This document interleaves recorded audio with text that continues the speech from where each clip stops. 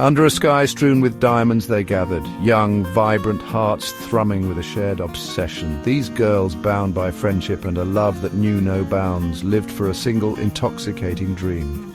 Tad, he was their sun, their moon, the very air they breathed. On screens silver and bright, he moved with an ethereal grace.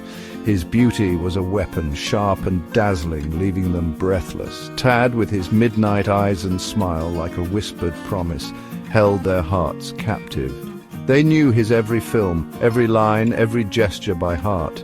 His face, plastered on their bedroom walls, watched over their girlish dreams. He was more than a man, more than an actor. He was a deity, sculpted from their collective desire.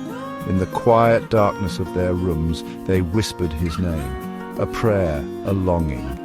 They were his, and they believed with an innocence that burned bright and fierce that he was theirs in return.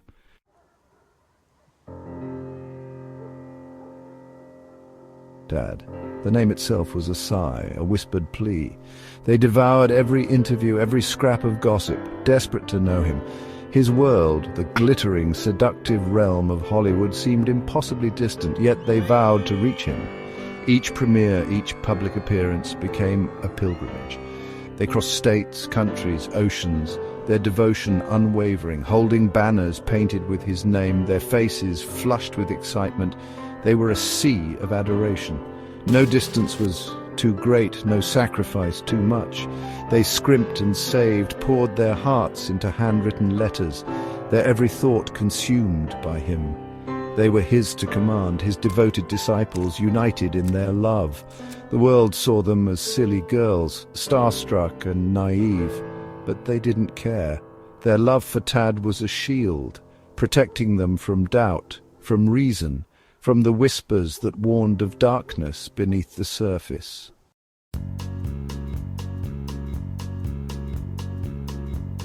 Then, one day, the impossible happened. A message, a notification, a beacon cutting through the noise. Tad, he was reaching out, to them.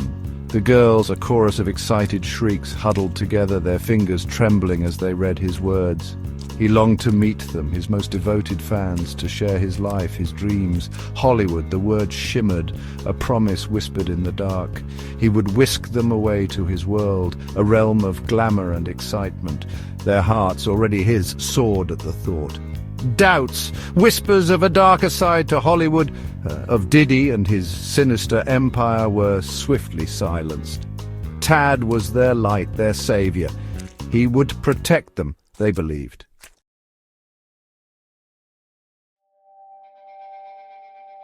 A frenzy of activity gripped the girls. Suitcases were flung open, clothes tossed aside in a whirlwind of anticipation. Makeup meticulously applied, hair styled to perfection, they were butterflies emerging from their cocoons. Every detail mattered.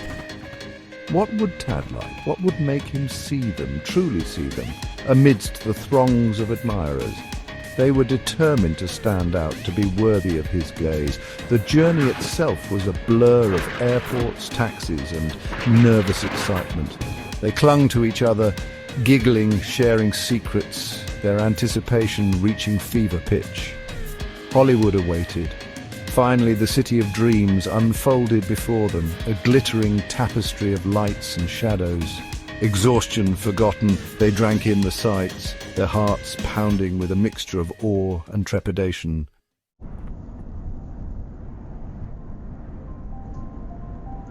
Tad had prepared a lavish welcome. A sleek black limousine, its windows tinted like a conspiratorial wink, whisked them away to a world of luxury they had only glimpsed in magazines. Everywhere they looked, beauty and wealth assaulted their senses.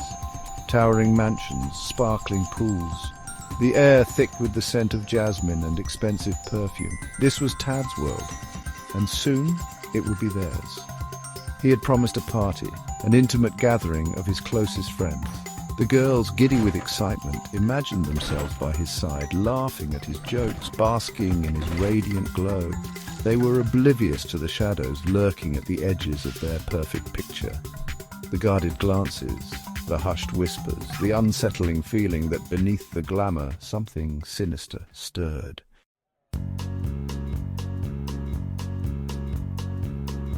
As the days melted into a haze of champagne bubbles and late-night revelry, a seed of unease began to grow in their hearts. Tad, though charming, was always distant, his attention divided. He was surrounded by an entourage, a coterie of beautiful people with predatory smiles and eyes that seemed to hold secrets. The girls, once the center of his attention, felt increasingly marginalized. Rumors whispered like poison in the night reached their ears. Tales of Diddy's influence, of young hopefuls disappearing, of a darkness that lurked beneath the glittering facade of Hollywood. Still, they clung to their faith in Tad. He was their prince, their savior. Surely he would protect them, wouldn't he?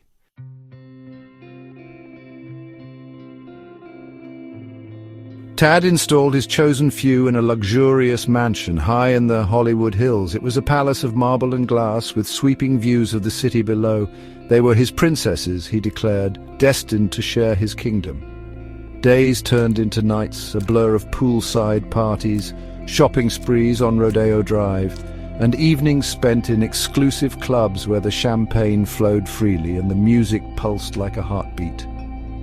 The girls, initially dazzled by their newfound wealth and privilege, began to feel a growing sense of unease. They were prisoners in a gilded cage. Their every move watched, their every whim catered to, yet strangely unfulfilled. Tad, when he was present, was all charm and attention, but he was often absent, caught up in meetings, in photo shoots, in the whirlwind of his glamorous life. They were left to their own devices, adrift in a sea of luxury and unspoken expectations.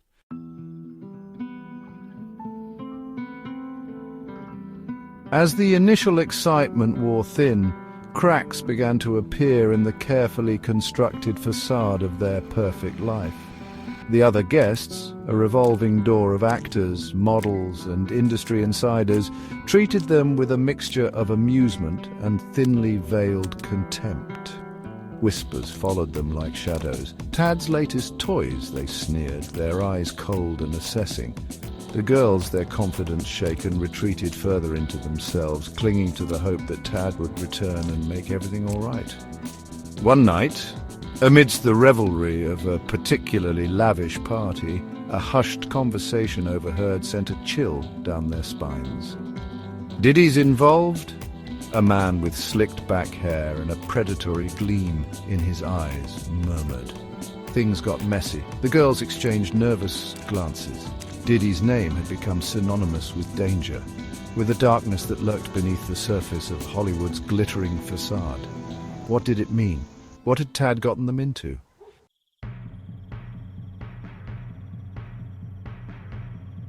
The air crackled with anticipation.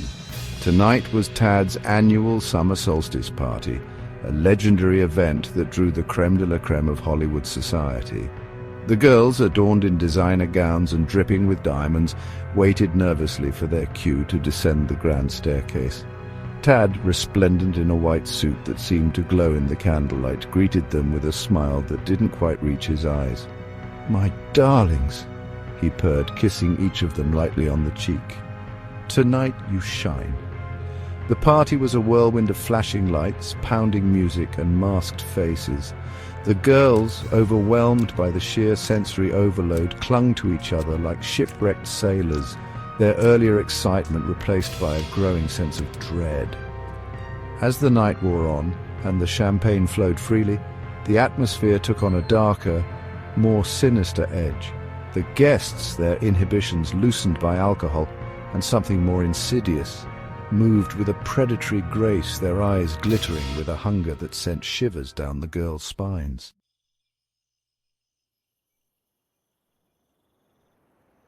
The mansion pulsed with a rhythm both intoxicating and unsettling. Music, a throbbing hypnotic beat, seemed to emanate from the very walls, weaving a spell of reckless abandon. The girls, caught in the current, found themselves swept along, their initial apprehension giving way to a giddy surrender. Masked faces swirled around them, a kaleidoscope of beauty and grotesquerie.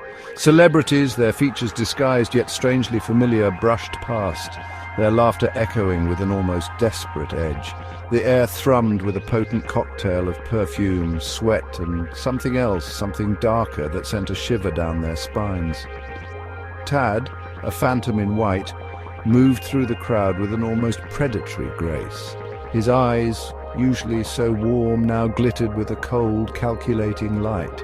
He was a puppet master, manipulating the strings of his guests, orchestrating a symphony of shadows. The girls, their senses overwhelmed, sought refuge on a balcony overlooking the sprawling cityscape. Below them, Los Angeles twinkled, a vast, indifferent expanse of lights and darkness. It was a city that devoured dreams, a place where innocence went to die.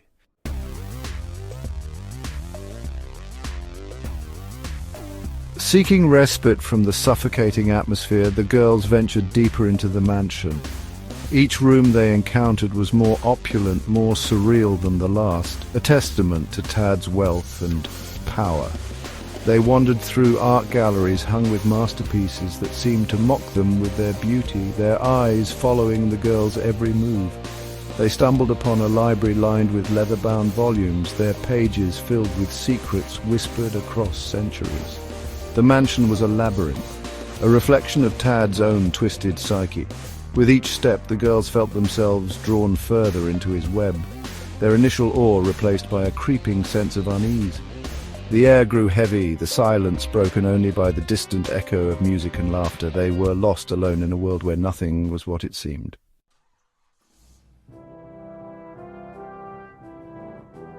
As they rounded a corner, a muffled sound like a sob reached their ears. Cautiously, they approached a closed door, their hearts pounding in unison. The sound grew louder, a mixture of fear and despair that sent a chill down their spines. Holding their breath, they slowly pushed open the door, their eyes widening in horror at the sight that greeted them. In the center of the room, illuminated by a single flickering light bulb, a group of girls, their faces pale and drawn, huddled together on the floor. They were young, barely more than teenagers, their eyes wide with terror. Some were dressed in revealing clothing, others in what looked like hospital gowns. All of them bore the unmistakable marks of abuse, their bodies covered in bruises and cuts. "Help us," one of the girls whispered, her voice hoarse and trembling. "He's coming back."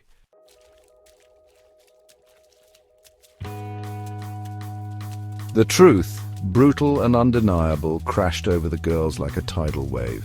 This was the dark underbelly of Tad's glamorous world, the price of his fame and fortune. These girls, like them, had been lured by his charm, seduced by his promises, only to find themselves trapped in a nightmare. A surge of anger, cold and fierce, coursed through them. They had been so blind, so caught up in their own infatuation, that they had failed to see the signs, to hear the whispers. Tad was not a god, not a savior. He was a monster, a predator who preyed on the innocent and vulnerable. They vowed to escape, to expose Tad for the fraud he was. But first they had to help these girls, to offer them a glimmer of hope in this den of despair. The fight had begun.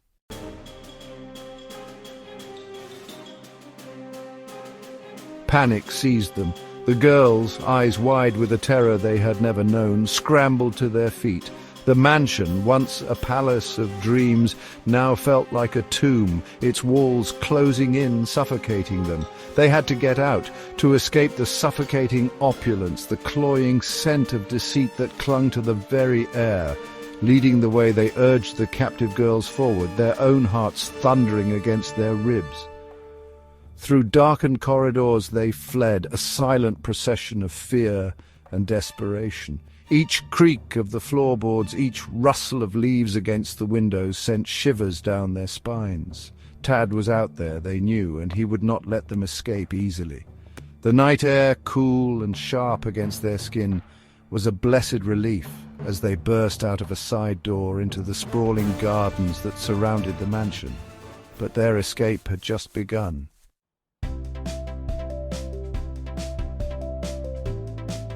Behind them, the mansion blazed with light, the sound of raised voices and pounding footsteps drawing closer. Tad's security detail, alerted to their escape, fanned out across the grounds, their shadows stretching long and menacing in the moonlight. They were outmatched, outgunned, but adrenaline fueled their flight. Through manicured lawns and dense thickets they ran, their lungs burning, their legs screaming for respite. The city lights, a distant, mocking glimmer, offered no solace. Fear, primal and consuming, lent them a desperate strength. They dodged, they weaved, they clawed their way through the undergrowth, the terrified whimpers of the rescued girls urging them onward. There was no time to think, only to run to survive. But Tad, they soon realized, had anticipated their every move. The gardens, they discovered to their horror, were enclosed by a high wrought iron fence, its gates locked and guarded. They were trapped like animals in a cage, their escape cut short.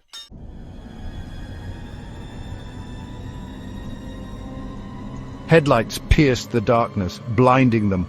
A black SUV, its engine purring like a predator, screeched to a halt in front of them, effectively cutting off their retreat.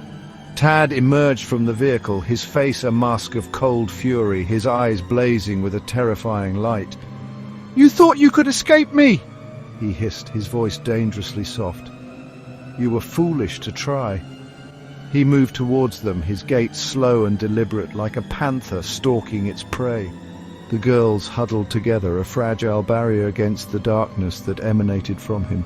Fear, raw and suffocating, threatened to overwhelm them.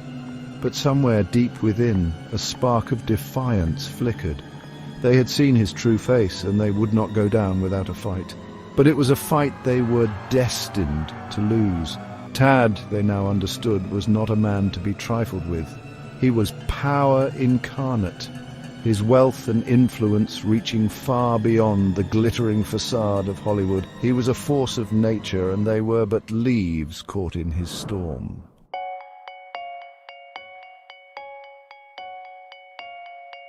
The night swallowed them whole. The girls, their dreams shattered, their spirits broken, vanished without a trace. The mansion, silent once more, stood guard over its secrets, the city lights twinkling indifferently in the distance. Tad, his face now a serene mask, watched as the SUV disappeared down the winding driveway. He had silenced his critics, protected his empire. The game, after all, must go on. But the echoes of their laughter, their cries of fear, lingered in the air, a haunting reminder of the darkness that lurked beneath the surface. Hollywood, a city built on dreams, had once again devoured its own. And somewhere, in the hearts of those who dared to dream of a world beyond the silver screen, a cold wind blew, carrying with it the whispers of lost stars, their light extinguished before it could truly shine.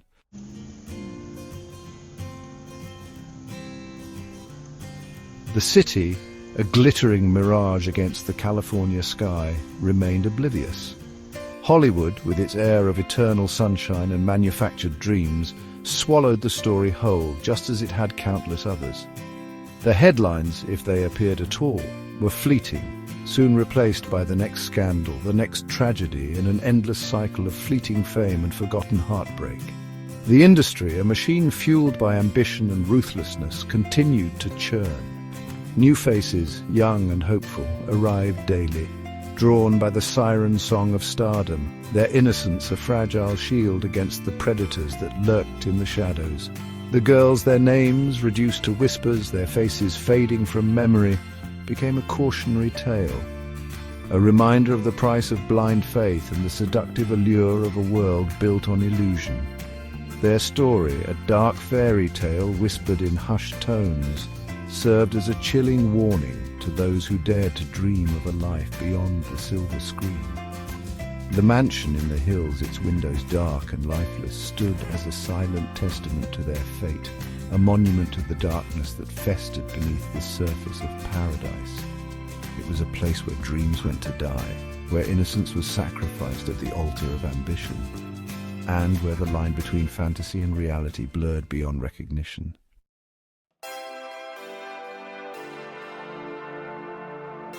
But even in the face of such overwhelming darkness, a flicker of hope remained. For their story, though silenced, was not forgotten.